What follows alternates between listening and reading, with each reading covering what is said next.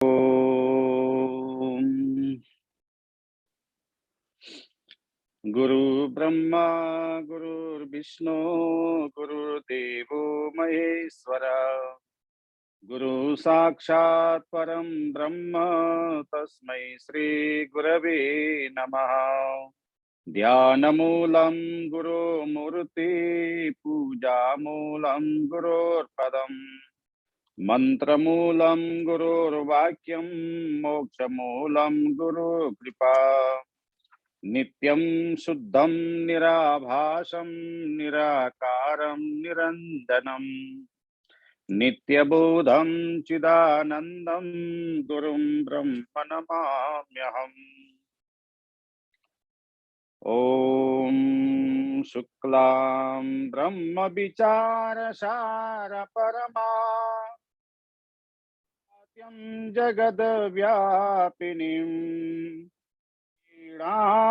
पुस्तकधारिणीं भवयदां जाढ्यन्धकारपहा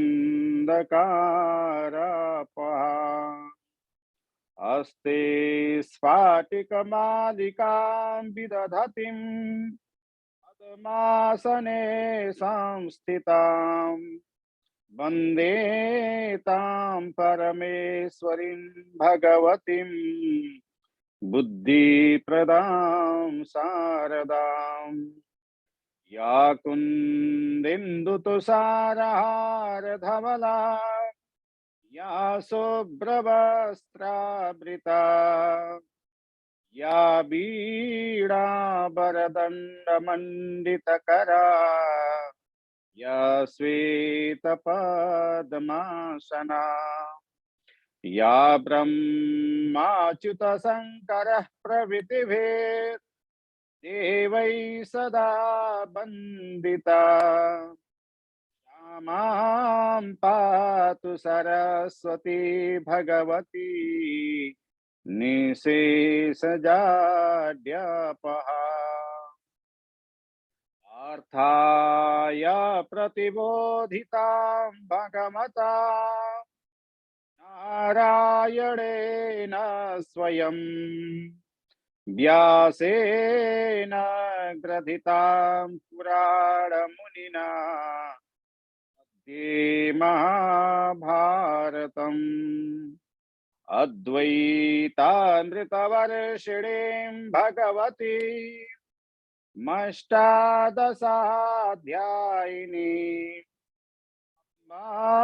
त्वामनुसन्दधामि भगवत् गीते भवद्वेषिणे नमोस्तु ते व्यासविशालबुद्धे लारविन्दायतपत्रनेत्र येन त्वया भारततैलपूर्णः प्रज्वालितो ज्ञानमय प्रदीपः प्रपन्ना पारिजाताय वेत्रैकपाणये ज्ञानमुद्राय कृष्णाय तामृतदुहे नमः। वसुदेवसुतं देवं कंसचाणूरमर्दनं देवकी परमानन्दं कृष्णं वन्दे जगद्गुरुं वंशी विभूषितकरानवनीरदाभात् पीताम्बरदरुणबिम्बफलादरुष्टात् पुरुडेन्दुसुन्दरमुखादरविन्दनेत्रात् कृष्णात् परं किमपि त्वमहं न जाने कृष्णात् परं किमपि त्वमहं न जाने। अखिल कोटि ब्रह्मांड नायक परात्पर परब्रह्म परमात्मा का असीम अनुकंपा द्वारा आज हामी जुम का माध्यमबाट उपस्थित भई गीतामृत पान गर्न गइरहेका छौं, स्वाध्यायन गर्न गइरहेका छौं। यस स्वाध्यायलाई उत्तरता दिनुहुने सम्पूर्णमा नमन गर्दै आज हामी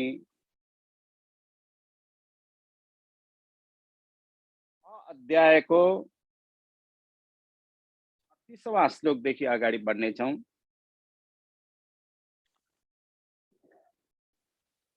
र सबभन्दा पहिला हामी यसको श्लोक सर पाठ गर्छौँ।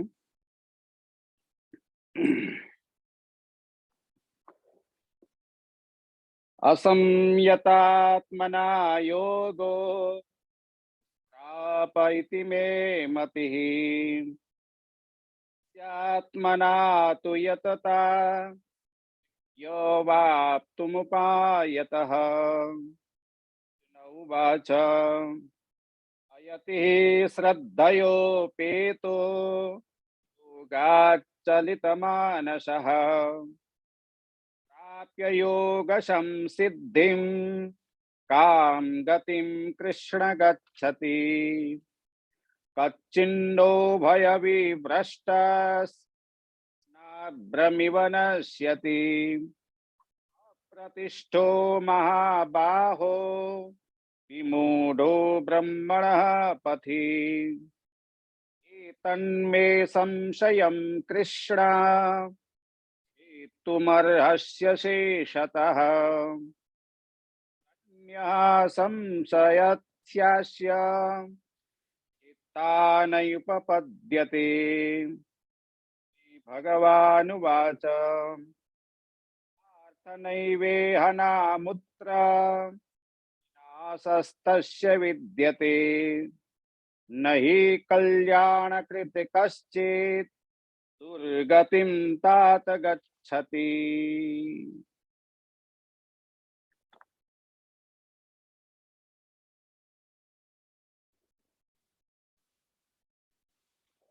अस्तिका पाठमा हामीले पढेका थियौं, भगवान कृष्ण अर्जुनलाई सम्झाउँदै हुनुहुन्थ्यो,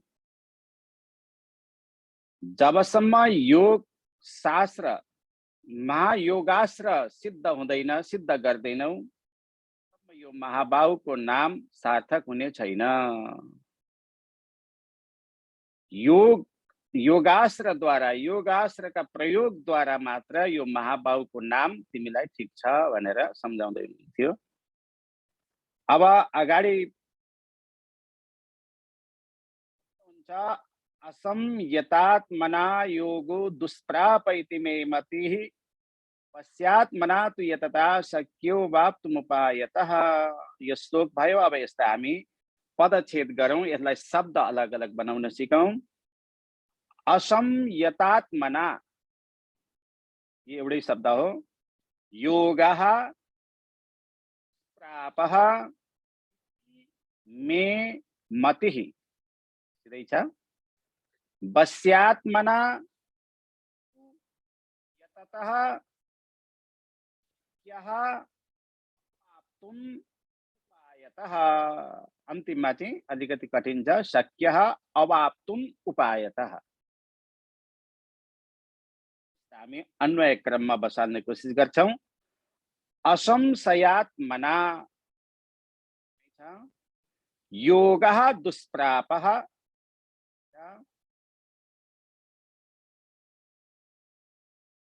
यतता वश्यात्मना। पहिला तु लिनुपर्छ, तलतिर छ सेकेन्ड पदमा तु यतता वश्यात्मना उपायतः अवाप्तुम शक्यः। पछाडिबाट यता लेफ्टपट्टि ल्याउनु पर्छ। उपायतः अवाप्तुम शक्यः इति मे मतिः। मस्तिर असंयतात्मनः भनेको जो विकृत मनवालाका लागि, जसको मन बसमा छैन, त्यसका लागि चाहिँ योगः दुष्प्रापः, योग दुष्प्राप्य छ।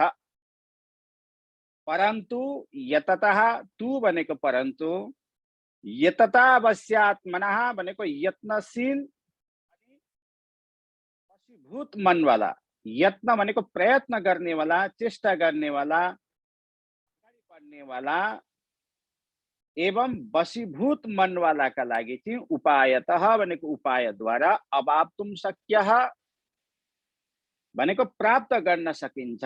इति मे मति, यो मेरो मत हो भनेर भगवान कृष्णले आफ्नो मतलाई प्रदर्शन गराउँदै हुनुहुन्छ। अवशीभूत मनवाला व्यक्तिका लागि योग दुष्प्राप्य, योग दुष्प्राप्य छ। दुष्प्राप्य भनेको दुखेन प्राप्तुम शक्य दुष्प्राप्य, दुःखले पनि प्राप्त गर्ने नसकिने वाला, अति कष्टकारक के भनिन्छ दुष्प्राप्य भनिन्छ। दुःखद्वारा प्राप्त गर्न सक्ने, अर्थात् अवशीभूत भनेको जसको मन बसमा छैन, चित्त बसमा छैन, यस्तो मनवाला व्यक्तिका लागि चाहिँ योग दुष्प्राप्य छ। किन्तु यत्न अनि वशीभूत मनवालाका लागि प्रयत्न गर्नेवाला, अभ्यास गर्नेवाला जो छ त्यसका लागि चाहिँ यो उपायद्वारा प्राप्त गर्न सकिन्छ। तर उपाय गर्दैन भने यसलाई प्राप्त गर्न सकिँदैन, उपायद्वारा यसलाई प्राप्त गर्न सकिन्छ। यो मेरो मत हो भनेर भगवान कृष्ण चाहिँ अर्जुनका लागि मत बताउँदै हुनुहुन्छ। असंयतात्मना अभ्यास वैराग्याभ्याम न संशयम मनः। यो पुस्तकमा खोज्नुहुन्छ होला, यो भाष्यको वाक्य भन्दैछु म। मेरो उपदेश यो हो कि वैराग्य र अभ्यासद्वारा मनलाई संयमित गर्नको चेष्टा जसले गर्दैन, दुईटा कुरा यहाँ भगवानले एकसाथ भन्नुभयो। वैराग्य अभ्यास,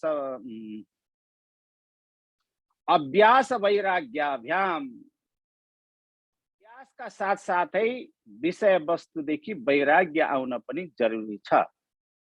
हामीले कर्म गर्न पनि आवश्यक छ। कर्म गर्दा गर्दै त्यो कर्मको फलप्रति वैराग्य दर्शाउन पनि आवश्यक छ। किनभने हामीले कर्मै छोड्यौं भने त सन्ततिले, पछाडिको जेनेरेसनले कर्मलाई नि नअँगाल्ला, मात्र ध्यान लाएर बसे सबै थोक भइहाल्छ नि भनेर भन्लान्। कर्मै बन्द भयो भने त फेरि प्रवृत्ति कुत्र कर्तव्य, प्रवृत्ति गर्न सकिँदैन, अगाडि बढ्न सकिँदैन। त्यसै कारणले कर्म गर्ने, उत्तम रूपले कर्म गर्ने, तर त्यसको फलप्रति आशा नराख्ने। फलप्रति चाहिँ हामीले के जगाउनु पर्छ? वैराग्य जगाउनु पर्छ। त्यसैका लागि यहाँ भगवान निर्देश गर्दै हुनुहुन्छ अभ्यास वैराग्याभ्याम, अभ्यास पनि गर्ने र कर्मदेखि वैराग्य पनि ल्याउने, विषय वस्तुदेखि वैराग्यको हुन पनि आवश्यक छ। त्यसैलाई यहाँ भगवान दर्शाउँदै हुनुहुन्छ। त्यसका लागि पूर्वोक्त योग पनि साधित हुँदैन। यदि यो दुईटा छैन भने अनेक प्रकारले योग अभ्यास गर्दा पनि सिद्ध हुने छैन। परन्तु यथार्थ उपायलाई मानेर मनलाई बसमा गर्नेवाला, जो मनलाई बसमा गर्नको लागि चाहिँ प्रयत्न गर्दछ, अभ्यास गर्दछ, चेष्टा गर्दछ, बार बार अहिले मन लागेन, भोलि फेरि गर्दछ, फेरि गर्दछ, उनलाई चाहिँ अवश्य नै योग एक दिन सिद्ध हुनेछ। यथार्थ उपायका विषयमा मेरो यही भन्नु छ भनेर भगवानले यहाँ दर्शाउनु भयो। मदर्पित निष्काम कर्मयोगद्वारा, अगाडि फेरि भन्नुहुन्छ भगवान, मद अर्पित जो कर्म गर्दछ त्यो चाहिँ मेरो अर्पण बुद्धि भावनाले जसले कर्म गर्दछ। किनभने भगवानको अर्पण बुद्धि लाउने बित्तिकै कुनै पनि आकांक्षा त रहँदैन। आफूलाई त्यसले सुख पनि छ कि छैन या दुख छ भन्ने कुरो पनि उसले थाहा पाउँदैन। मात्र भगवानलाई निर्दिष्ट गरेर भगवानका प्रति कर्म जसले गर्दछ, यसलाई के भनिन्छ? मदर्पित निष्काम कर्मयोगद्वारा जो कर्म गर्दछ, कर्मलाई अँगाल्दछ, ध्यानादिका अभ्यासद्वारा चित्तलाई एकाग्र गर्न सक्दछ र उसको बारम्बारको अभ्यास गर्नाले योग सिद्धि एक दिन अवश्य हुनेछ भनेर चाहिँ भगवानले सम्झाउँदै हुनुहुन्छ। अब अर्जुन वाच, अर्को श्लोकमा फेरि प्रश्न गर्नुहुन्छ अर्जुन। अयतिः श्रद्धयोपेतो योगा चलित मानसः प्राप्य योग संसिद्धिं काम गतिम कृष्ण गच्छति। अयतिः श्रद्धयः अपेतः योगा चलित मानसः अप्राप्य योग संसिद्धि काम गतिम कृष्ण गच्छति। यो पदच्छेद भयो। अब यसलाई अन्वय क्रममा बसाल्दा अर्जुनौवाच, पहिला अर्जुन देखि सुरु हुन्छ, मस्तिरदेखि। अर्जुनौवाच कृष्ण श्रद्धया उपेतः, सेकेंड पद, तू अयतिः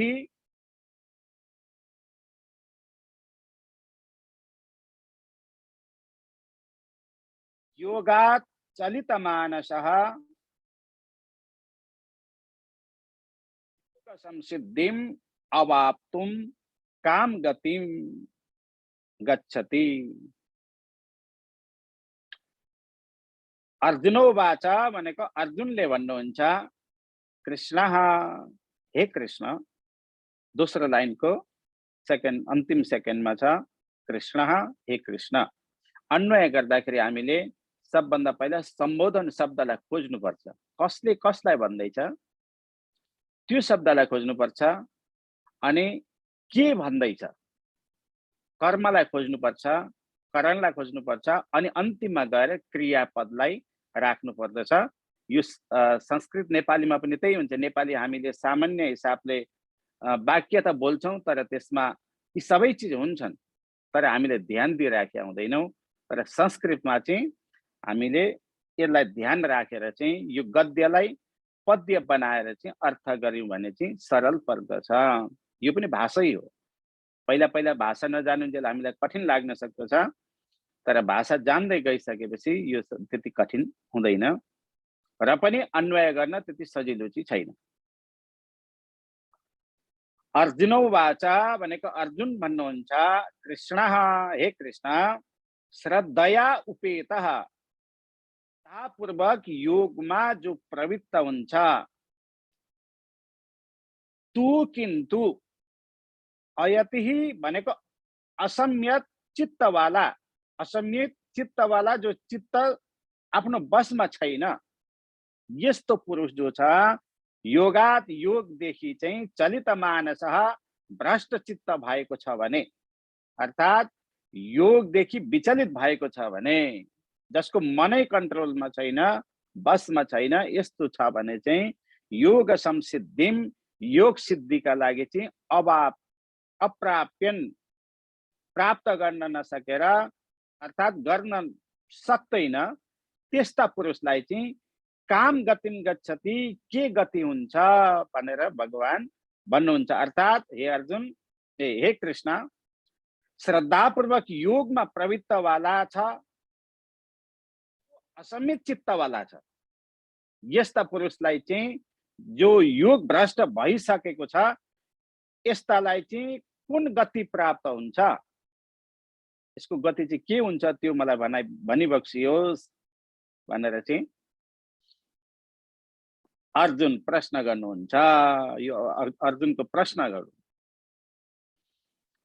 हजुरले भन्नुभयो कि योग अभ्यास र वैराग्यद्वारा यत्नवान पुरुष जो छ, अगाडि बढ्नेवाला जो पुरुष छ, त्यसले योग प्राप्त गर्दछ। अर्थात् वैराग्य र अभ्यासद्वारा योगलाई प्राप्त गर्न सक्दछ, यो हजुरले भनिबक्सियो। परन्तु जसमा को अभाव छ, अभ्यास पनि छैन, वैराग्य पनि छैन भने, र योगमा पनि मन लगाउँदैन भने, यी तीनै चीजको अभाव छ, उसको चाहिँ के गति हुन्छ भनेर यहाँ अर्जुन सोध्दै हुनुहुन्छ। जो व्यक्ति योग शास्त्रमा आस्तिक बुद्धि भएर का कारण श्रद्धावान भएर पनि अभ्यासमा प्रवृत्त छ, अनि योग लोकवञ्चकको भाँति, वञ्चक भनेको लोकलाई ठग्नेवाला, समाजलाई ठग्नेवाला, यसलाई लोकवञ्चक भन्छ। मिथ्याचारी, मिथ्याचारी भनेको झुटा भाषण बोल्नेवाला,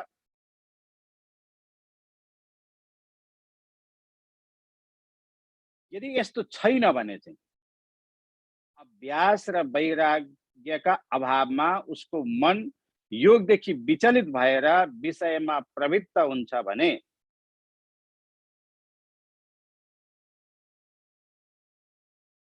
योगलाई भलीभाँति सिद्ध नगरे तापनि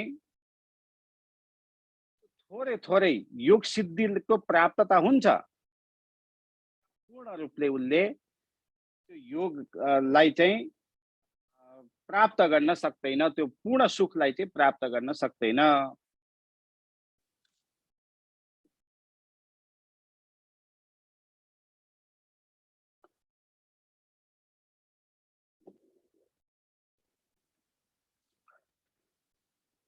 त्यसै कारणले अभ्यास हुन पनि जरुरी छ, वैराग्य हुन पनि जरुरी छ। विषय वस्तुलाई कर्म गर्दाखेरि यदि विषय वस्तुमा त्यही टाँसिराख्यो भने चाहिँ हामीमा वैराग्य आउँदैन। त्यसले के हुन्छ, झन् माया बढ्छ, झन् प्रेम बढ्छ। अब यो चिजको फल खान पाए पनि हुन्थ्यो मलाई भन्ने त्यो आशा बढ्दै जान्छ। तर त्यो आशालाई मार्दै जानु पर्दछ। तर योगाभ्यास गरिरहेको छ, चित्तलाई वशमा गर्न सकेको छैन, अभ्यास छोडेको छैन भने उसलाई पनि केही न केही फल त मिल्छ। पूर्ण आनन्द रूप जो फल छ त्यो चाहिँ मिल्न सक्दैन भनेर भगवान यहाँ सम्झाउनुहुन्छ। अब अर्को श्लोक, कश्चिन्नो भय विभ्रष्ट छिन्नाभ्रमिव नश्यति अप्रतिष्ठो महाबाहो विमूढो ब्रह्मणः पथि। महाबाहो कश्चित् न भय विभ्रष्टः न अभ्रमिव, अभ्रमिव यहाँ अलग शब्द छ, छिन्न अभ्रमिव नश्यति।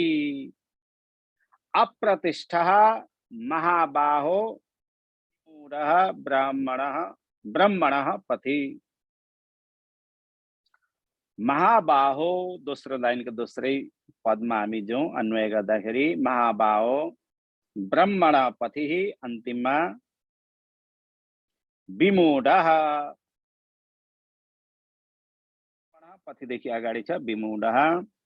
अप्रतिष्ठ दोस्रो लाइनको पहिल्यै उभय विभ्रष्टः, चिन्नो भय छ जो त्यहाँ उभय कश्चिन्न उभय सन्धि भएर चाहिँ कश्चिन्नो भय भएको छ हो, त्यहाँदेखि हामीले उभय विभ्रष्टः शब्द लियौं। अब छिन्न अनि अभ्रम इव नश्यति, क्वचित न नश्यति। अब यसको अर्थ लगाउने कोसिस गरौं। महाबाहो, महाबाहु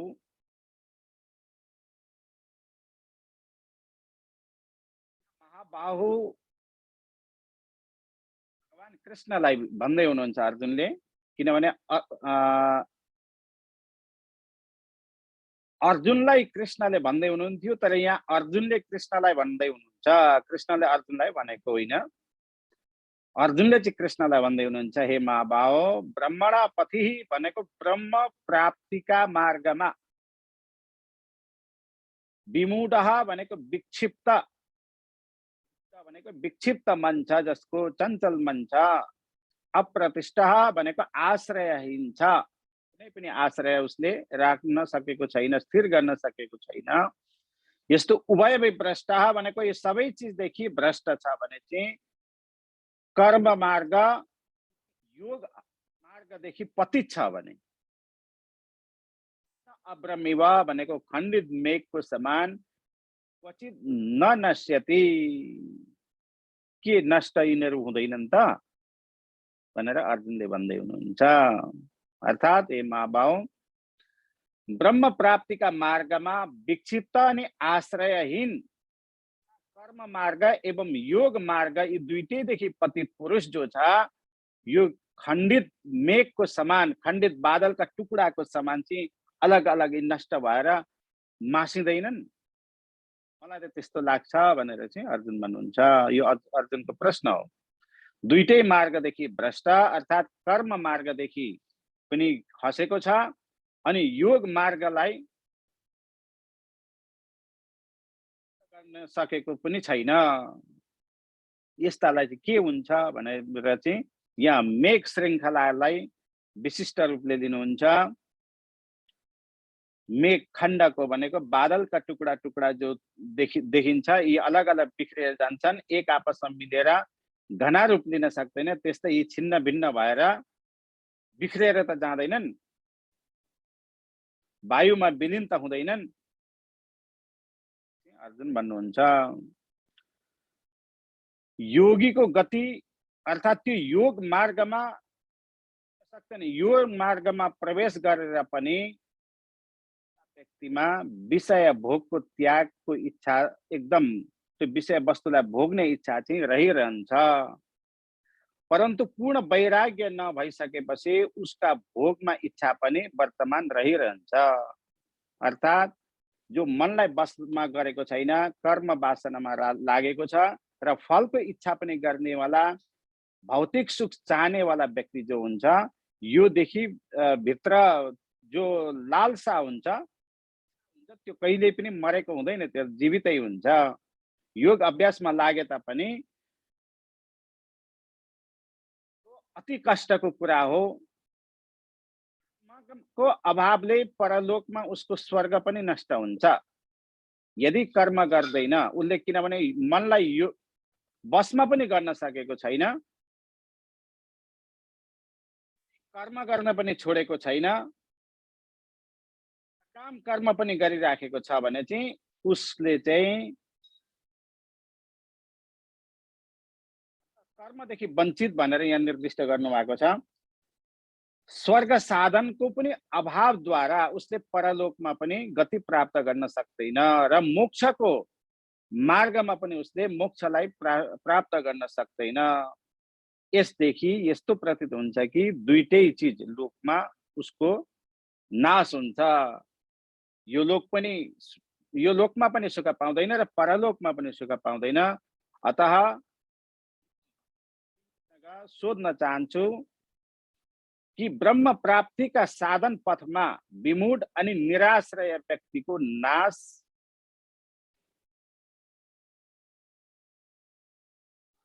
नाश हुन्छ या हुँदैन? साधन पथमा जो विमूढ र निराश्रय व्यक्ति छ,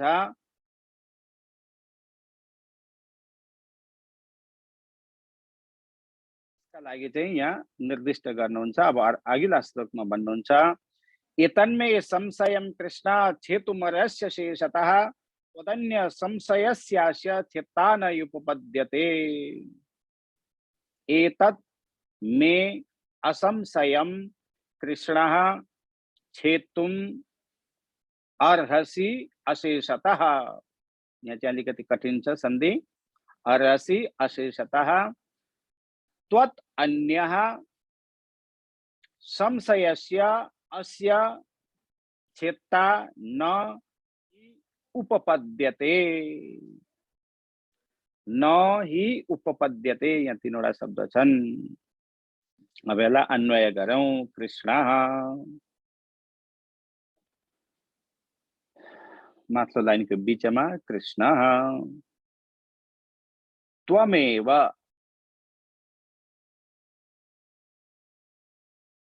मे एतत् संशयम् अशेषतः तुम अर्हसि। हि त्वदन्यः संशयस्य उपपद्यते। कृष्ण, हे कृष्ण, त्वमेव भनेको हजुर नै, मे भनेको मेरा लागि, एतत् संशयम भनेको यस्ता प्रकारको संशय जो छ, शंका जो छ, यसलाई अशेषतः भनेको सम्पूर्ण रूपदेखि, अशेषतः नरहने गरी, फेरि प्रश्न नउब्जिने गरी, छेतुन भनेको छेदन गर्नमा, नष्ट गर्नमा, अरसी भनेको समर्थ हुनुहुन्छ। मेरो जो शंका छ यसलाई चाहिँ जडद्वारा नै नष्ट गर्नेवाला भगवान हजुर हुनुहुन्छ। हि भनेको किनकि तदन्यः अतिरिक्त संशयस्य, संशयलाई छेत्ता भनेको छेदन गर्नेवाला, न उपपद्यते मिल्न असंभव छ। अर्थात हे कृष्ण, हजुर नै मेरो यो संशयलाई सम्पूर्ण रूपले छेदन गर्नेवाला भइबक्सिन्छ। हजुरका अतिरिक्त कुनै पनि यो संशयलाई छेदन गर्नमा, नष्ट गर्नमा समर्थन छैन, यस्तो व्यक्ति मिल्न असम्भव छ भनेर अर्जुनले भन्नुहुन्छ। यस श्लोकमा अर्जुन भन्नुहुन्छ हजुर नै एकदम ईश्वर भाव राखेर चाहिँ ईश्वरको पनि ईश्वर हुनुहुन्छ। ईश्वरका पनि ईश्वरलाई के भनिन्छ? सर्वेश्वर। हजुर नै सर्वेश्वर हुनुहुन्छ, सबै कारणका कारण हुनुहुन्छ, सर्वकारण हुनुहुन्छ, सर्वज्ञ पनि हुनुहुन्छ। कोही पनि देवता अथवा ऋषि हजुरको समान सर्वज्ञ हुन सक्दैनन्, सर्वशक्तिमान हुन सक्दैनन्। त्यसैले हजुरलाई छोडेर दूसरा अरु कोही पनि मेरो यो शंकाको निवारण गर्नमा समर्थ छैन। हजुर नै सर्वशक्तिमान हुनुहुन्छ र हजुरकै ज्ञानमा म भरोसा गर्दछु भनेर चाहिँ अर्जुन भन्नुहुन्छ। अब अघिल्ला श्लोकमा भगवान भन्नुहुन्छ, श्री भगवान उवाच पार्थ नैवेह नामुत्र विनाशस्तस्य विद्यते, नहि कल्याणकृत कश्चित् दुर्गतिम तात गच्छति। 39वां श्लोकसम्म चाहिँ अर्जुनका प्रश्नहरू थिए। अब भगवान अगाडि के उत्तर दिँदै भन्नुहुन्छ त? पहिला यसलाई पदच्छेद गरौँ। पार्थ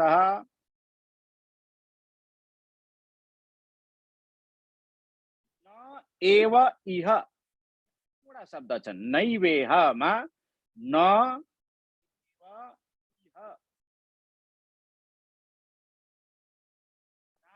अत्र विनाश विद्यते, न हि कल्याणकृत दुर्गतिम तात गच्छति। अब यसलाई अन्वय गरौँ। श्री भगवान वाच पार्थ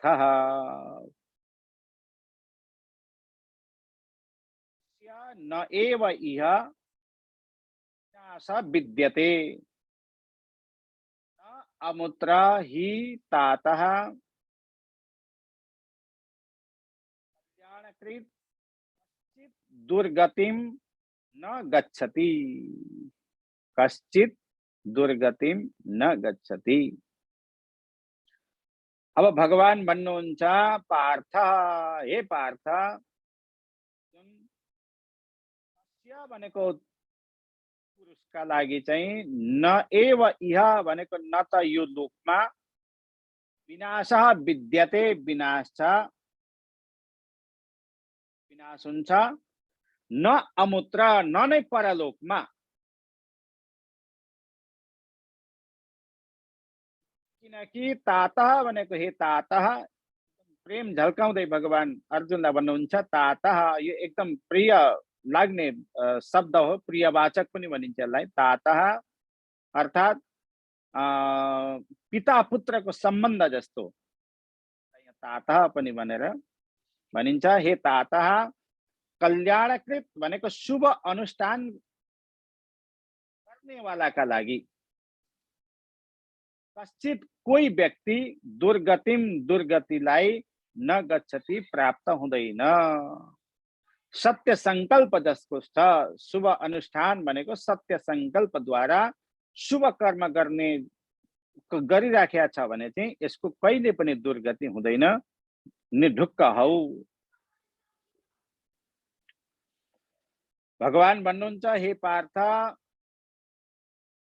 उसलाई न त यो लोकमा न त परलोकमा नै अनुष्ठान गर्नेवाला व्यक्तिलाई यो लोकमा पनि सुख हुन्छ र परलोकमा पनि सुख हुन्छ। त्यस्ता व्यक्तिको कहिले पनि दुर्गति हुँदैन भनेर चाहिँ भगवान भन्नुहुन्छ।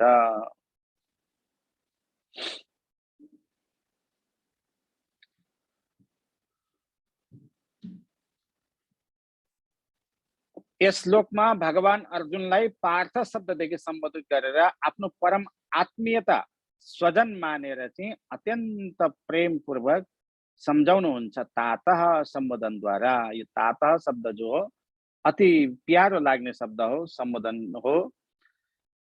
यस सम्बोधनद्वारा अर्जुन प्रति प्रीति झल्काउँदै, प्रेम झल्काउँदै पिता पुत्रमा जो स्वयंलाई विस्तार गर्ने को शब्द हो। यो शब्द बोल्दै, हे पार्थ, वर्तमानमा यो कालमा योगका अनुष्ठान गर्नेवाला कहिले पनि विनाश हुँदैनन्। योगको अनुष्ठान अर्थात् योगको अनुष्ठान भनेको अभ्यास गर्नेवाला, वैराग्य पनि उसले कमाउँदैछ, योगको अभ्यास पनि गर्दैछ, यस्तो व्यक्तिको कहिले पनि विनाश हुँदैन।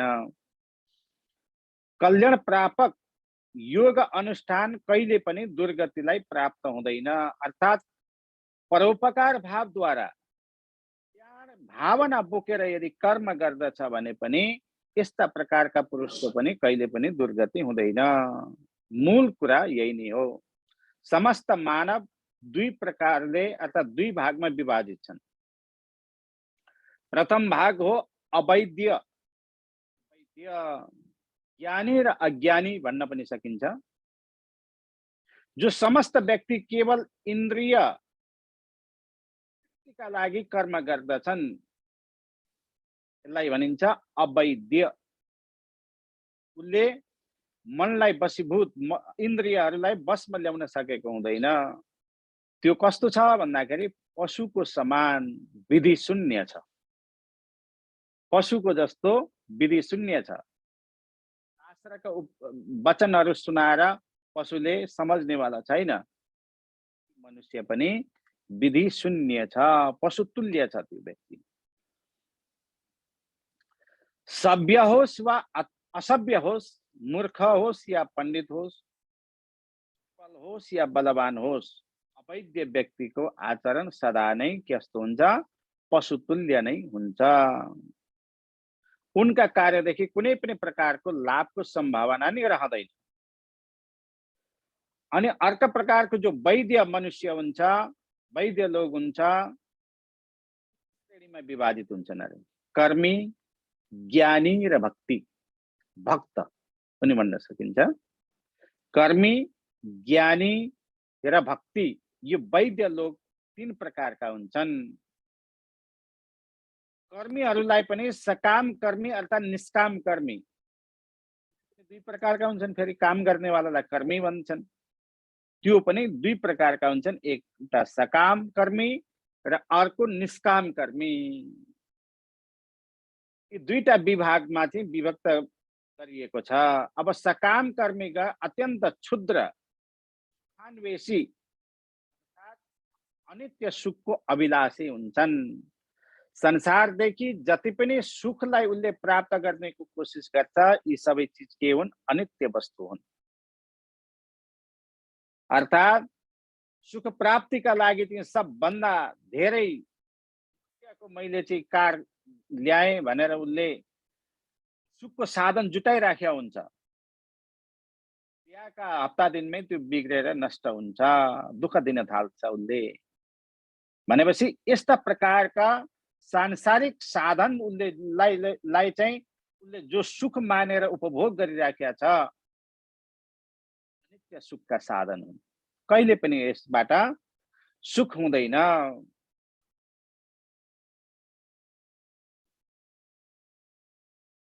सांसारिक विषय वस्तुदेखि हुनेवाला सुख सबै अनित्य सुख हुन्।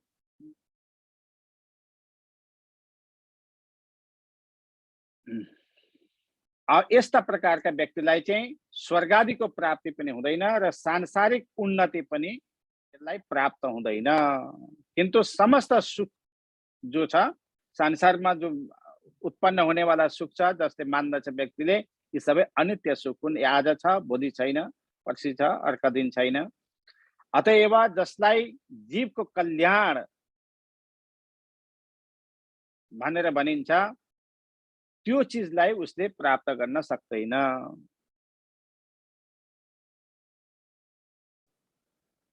यो संसारदेखि विमुक्त भएर आनन्द जो नित्य आनन्द प्राप्त गर्न जो लाभ हो त्यो चिजलाई उसले कहिले पनि प्राप्त गर्न सक्दैन। अतः जुन पर्वमा त्यो नित्य आनन्दको प्राप्ति छैन त्यो पर्व नै के छ, निरर्थक छ। अर्थात् संसारदेखि यो परम पद प्राप्त जो आनन्दको अनुभूति जो छ यो चिज चाहिँ प्राप्त गर्न सकिँदैन। अभ्यासद्वारा परमार्थलाई चिन्तन गर्दै परम तत्त्वलाई प्राप्त सकेपछि मात्र नित्य सुखलाई हामीले प्राप्त गर्न सक्दछौँ। अब जो सकाम कर्ममा जो समस्त आत्म सुखको लाई चाहिँ परित्याग गरेर स्वीकार गर्नेवाला जो विधान छ उसद्वारा चाहिँ कर्मीलाई पनि तपस्वी भनिन्छ। तपस्या पनि हो परन्तु उसको अवधि इन्द्रिय सुखका अतिरिक्त कुनै पनि हुँदैन। जो सांसारिक व्यक्ति हुन्छ इन्द्रिय सुखका लागि मात्रै उसले अनुष्ठान गरिराखेका हुन्छ। योदेखि माथि उठेर चाहिँ हामीले योगाभ्यास गर्नुपर्दछ। यस्ता प्रकारको वैद्य र अवैद्य भनेको ज्ञानी र अज्ञानी, कोही जानेर पनि ज्ञानी बन्छ, नजानेर पनि कोही चाहिँ साधनमा जुटिराखेका हुन्छन्। यी फरक फरक चिज हुन्। जानेर गर्नुपर्दछ कुनै पनि वस्तु। यदि अनजानमा हामी गयौँ भने यहाँ घटना पनि हुन सक्दछ। तर अनजानमा पनि यदि श्रद्धा र भक्ति छ र पढ्न कोसिस गरिराखेका छ भने कहीँ न कहीँ त्यो अभ्यासले गतिमा ल्याउन पनि सक्दछ।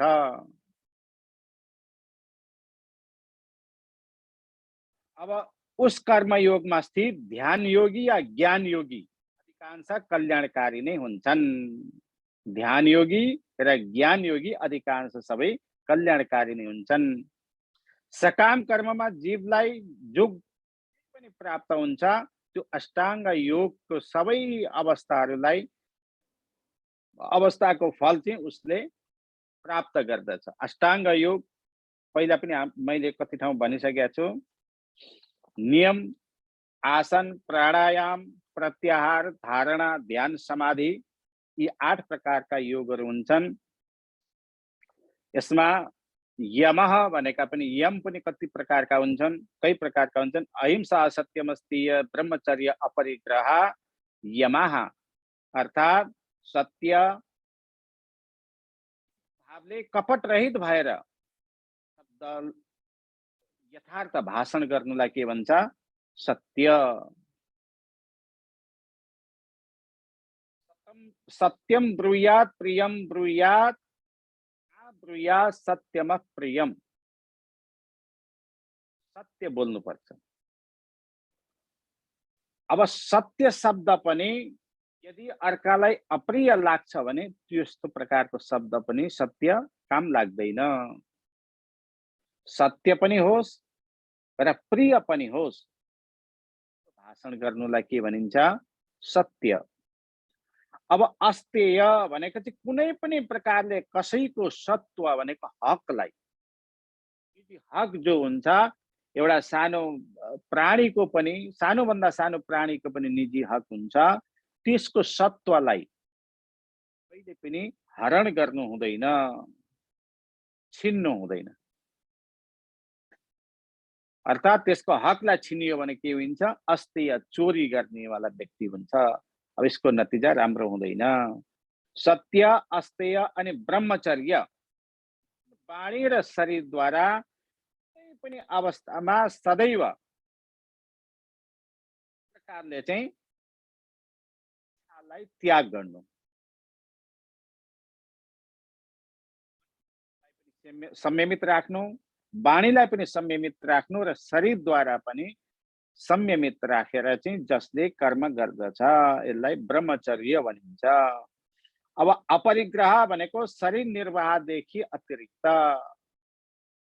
आफूलाई जति आवश्यकता छ त्यति मात्र आफूलाई राख्नु र अन्य परिग्रह भनेको कट्ठा नगर्नु, बटुलेर राख्नु हुँदैन, त्यसले दुःख दिन्छ। यसलाई के भनिन्छ? अपरिग्रह।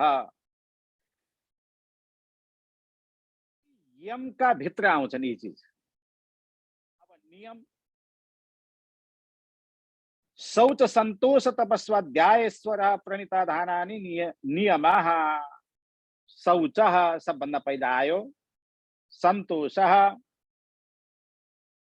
तपः, स्वाध्याय, ईश्वर प्रणिधानम, यी नियमका भित्र आउँछन्। शौच भनेको सबै प्रकारले भित्र र बाहिर पनि पवित्र रहनु।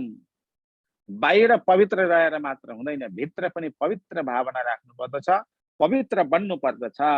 अब यी साधनाद्वारा, योगाभ्यासद्वारा, नित्य कर्मद्वारा मात्र हामीले भित्रीपनलाई, भित्र आत्मालाई, अन्तरात्मालाई पवित्र राख्न सकिन्छ। बाहिर त हामीले सेम्पू साबुन दलेर पनि मैला फ्याँक्न सकौँला, तर भित्र साधन, भित्रको मैला फ्याँक्नको लागि नित्य कर्म अनिवार्य छ। नित्य कर्म नगर्ने व्यक्तिले को भित्र जो हुन्छ केही न काहीँ कसमल छुपेको हुन्छ। सत्यदेखि सत्य बोल्नमा ऊ हिचकिचाउँछ अरे, असत्य बोल्ने बित्तिकै उसले पापै कमाउँछ। त्यस्तै कारणले भित्र पनि हामीले पवित्र राख्नु पर्दछ। अब सन्तोष, प्रिय अप्रिय सुख दुःख मिले तापनि सदैव सन्तुष्ट रहनेवाला व्यक्ति। यदि मदीयम नहीं तत्परेशाम, यदि परेशाम नहीं अस्मदीयम, आफ्ना भागमा दैवले लेखेको छ, त्यो लाख कोसिस गरे पनि त्यो अर्कालाई छिनेर लैजान सक्दैन। जो अर्काका भागमा छ आफूले लाख कोसिस गरे पनि प्राप्त गर्न सक्दैन। त्यसै कारणले आफूले त मात्र कर्म गर्ने हो, निभाउने हो। फल दिनेवाला अर्को कोही हुनुहुन्छ, उहाँले यदि मेरा नाममा दैवले लेखेको छ भने अर्काले जति लाख कोसिस गरे पनि छिन्न सक्दैन, त्यो आफैलाई प्राप्त हुन्छ। त्यसै कारणले कर्म गर्ने, सन्तोष रहने। तपः भनेको व्रत अनि उपासनालाई के भनिन्छ? तप भनिन्छ। व्रत राख्नुपर्छ र उपासना गर्नुपर्छ। एउटा लक्ष्य बनाएर चाहिँ त्यसमा आफ्नो शरीरलाई दुःख कष्ट झेल्दै अगाडि बढ्नलाई के भनिन्छ? तप भनिन्छ। अनि स्वाध्याय, स्वाध्याय भनेको कल्याणप्रद शास्त्रहरूको अध्ययन तथा ईश्वरको नामको अनि गुणहरूको कीर्तन गर्नु।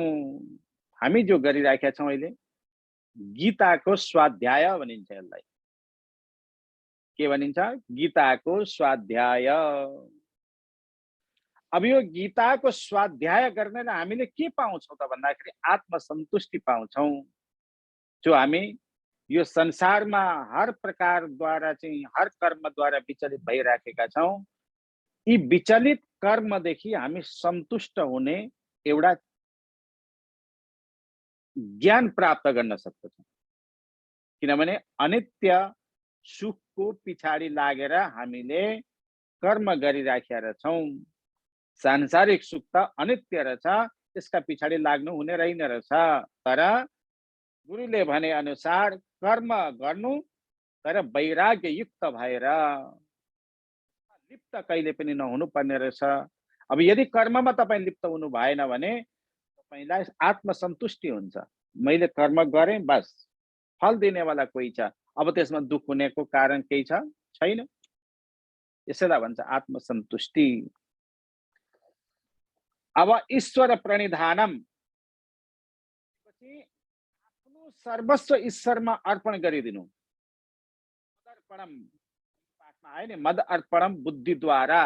यदि हामीले कुनै कर्म गरिराखेका छौँ, त्यो कर्ममा त्रुटि भए तापनि भगवत अर्पित बुद्धि तपाईको छ भने त्यसदेखि दोष तपाईलाई लाग्दैन। अनि आसनम, आसन भनेको स्थिरम सुखम आसनम, तपाईलाई जस्ता प्रकारले बस्दाखेरि लामो समयसम्म बस्न सकिन्छ, स्थिर भएर बस्न सकिन्छ, यस्ता प्रकारको सुखपूर्वक बस्ने वाला आसन। अनि प्राणायाम, बाहिरको हावालाई भित्र लानु,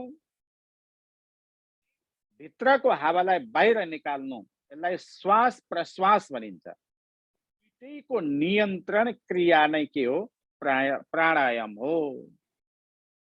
बाहिरको अक्सिजनलाई भित्र लाने, बाहिरको नयाँ ऊर्जालाई भित्र लाने, भित्रको दूषित ऊर्जालाई बाहिर निकाल्ने र एनर्जी फुल भएर आफू स्वस्थ भएको अनुभूति गरेर आफ्नो प्राण वायुलाई, यो श्वास प्रश्वासलाई जसले नियन्त्रण गरेको छ, यसलाई के भनिन्छ? प्राणायाम भनिन्छ। अब प्रत्याहार, यो पाँचौं हो। प्रत्याहार हामी पाँचौं पुग्यौं। स्वविषय प्रयोगे चित्तस्य स्वरूपानुकार इन्द्रियाणाम प्रत्याहार, अर्थात आफ्ना विषयका संयोगदेखि रहित भई इन्द्रियहरू चित्त रूपमा परिणत हुनु। प्रत्याहार भनेको यी अलग अलग इन्द्रिय छन्, अलग अलग इन्द्रियले अलग अलग विषय वस्तुको भोग गर्न दौडिराखेका हुन्छ, तर यी सबै विषय वस्तुको भोगदेखि अलग राखेर चित्तमा एकाग्रता रूपलाई परिणत हुनु नै यसलाई के भनिन्छ? प्रत्याहार भनिन्छ। अब धारणा, देशबन्धस चित्तस्य धारणा, स्थूल सूक्ष्म या बाह्य भनेको बाहिरी, आभ्यन्तर भनेको भित्री कुनै एक ध्येय स्थानमा चाहिँ चित्तलाई बाँधिराख्नु। ध्येय स्थान भनेको परमात्मालाई त्यहाँ राख्नु। ध्येय परमात्माको ध्यान गर्ने योग्य वस्तुलाई के भन्छ? ध्येय भनिन्छ। ध्येय भनेको जो ध्यान गर्ने योग्य वस्तु छ त्यसलाई ध्येय भनिन्छ। त्यसलाई चाहिँ भित्र एक ठाउँमा बाँधिराखेर चाहिँ कर्म गर्नु, चित्तलाई त्यहाँ लगेर बाँधिदिनु, स्थिर बनाउनु। एकदम यहीँ बसेर त यहाँदेखि यताउता भाग नभाग भनेर एकै ठाउँ बाँधिराख्नुलाई के भनिन्छ? धारणा। अब आउँछ ध्यान। तत्र एकतानता ध्यानम, चित्त वृत्तिलाई, जो चित्तको वृत्ति छ, बाहिर भाग्ने वृत्ति जो छ, त्यसलाई चाहिँ तैल धारवत अविच्छिन्न रूपले चाहिँ ध्येय वस्तुमा निरन्तर लगाइराख्नु। तैल धारवत भनेको त्यहाँ थोपा थोपा चुइदैन, तेल खन्याउँदाखेरि त्यस्तो धारा अविच्छिन्न रूपले त्यो परमात्मा तत्त्वलाई समातिसकेपछि नछोड्ने गरी त्यही बाँधिराख्नु, यसलाई के भनिन्छ? ध्यान। अनि समाधि, अन्तिम आठवां अष्टाङ्ग योग निपुणम। अष्टाङ्ग योगमा कति चिज आउँदा रहेछन्, यो त मैले सूक्ष्म रूपले अहिले भन्दैछु। अब अन्तिम चीज हो समाधि। तदेवार्थ मात्र निवासार्थम स्वरूप शून्यमेव समाधि, अर्थात ध्यानलाई, ध्यानको निरन्तरताले स्वचित्त, आफ्नो चित्त जो छ ध्येयवत, अर्थात परमात्मालाई हामीले भित्र राखेका छौं, तद्वत हुनु, परमात्मा जस्तै हुनु, ब्रह्मास्मिको अनुभूति गर्नु। ब्रह्मलाई ध्येय बनाएर हामीले भित्र चित्तवृत्तिमा राखेका छौं र सम्पूर्ण चित्तको वृत्तिलाई चाहिँ त्यसैमा बाँधेका थियौं। तद्वत हुनु, त्यही ध्येय वस्तु रूप हुनु। जुन दिन त्यो ध्येय वस्तु रूप हुन्छ त्यति बेला उसले के भन्छ, अहम ब्रह्मास्मि, म नै ब्रह्म हुँ। अब ऊ ब्रह्मदेखि अलग हुन सक्दैन, तद्वत भयो नि त, तद्वत म नै ब्रह्म हुँ। एउटा समुद्रदेखि हामीले पानी निकाल्यौं, लोटाको पानी भनेर चाहिँ बाहिर जीव जस्तै लोटाको पानी अनेक संज्ञा दिएर हामीले अलग गरायौं। अब त्यो लोटाको पानी अन्तिममा त्यही समुद्रमा गिरिसकेपछि समुद्रकै पानी भए जस्तै हामी पनि परमात्माको अंशद्वारा हामी जीव कहलायौं र यो जीव तत्वको ध्येयावृत्तिद्वारा चाहिँ हामीले सम्पूर्ण जगतदेखि अलग भएर समाधिस्थ भएर भावद्वारा परम तत्वको लाई चाहिँ मानेर समाधि लगायौं भने, समाधि युक्त भयौं भने अहम ब्रह्मास्मि, हामी त्यो ब्रह्मदेखि अलग कहिले पनि हुन सक्दैनौं। यस्ता प्रकारको अष्टाङ्ग योगका सबै अवस्थाको फल उसलाई मिल्दछ भनेर चाहिँ यहाँ भगवानले अर्जुनलाई यो सबै चिज बताउनु भयो। र यहाँ सूक्ष्म सूक्ष्म थियो, मैले यो अष्टाङ्ग योगको विषयमा पनि, किनभने बीचबीचमा अष्टाङ्ग योग निपुणम चरमात्मनिष्ठम भनेर हामी श्लोकहरू त पढिराखेका हुन्छौँ, तर यो अष्टाङ्ग योग के हो भनेर हर कहीँ पाउन सकिँदैन। त्यसै कारणले मैले यो अलिकति विशिष्ट रूपले यसमा दर्शाउने कोसिस गरेँ र आजको पाठ यही समाप्त हुन्छ। ओम पूर्णमदः पूर्णमिदं पूर्णात् पूर्णमुदच्यते पूर्णस्य पूर्णमादाय पूर्णमेवावशिष्यते। ओम शांति, ओम शांति, ओम शांति। सर्वे भवन्तु सुखिनः, सर्वे सन्तु निरामयाः, सर्वे भद्राणि पश्यन्तु, मा कश्चित् दुःखभाग् भवेत्। ओम सहना भवतु, सहनौ भुनक्तु, सह वीर्यं करवावहै, तेजस्विनावधीतमस्तु मा विद्विषावहै। ओम शांति, ओम शांति, ओम शांति।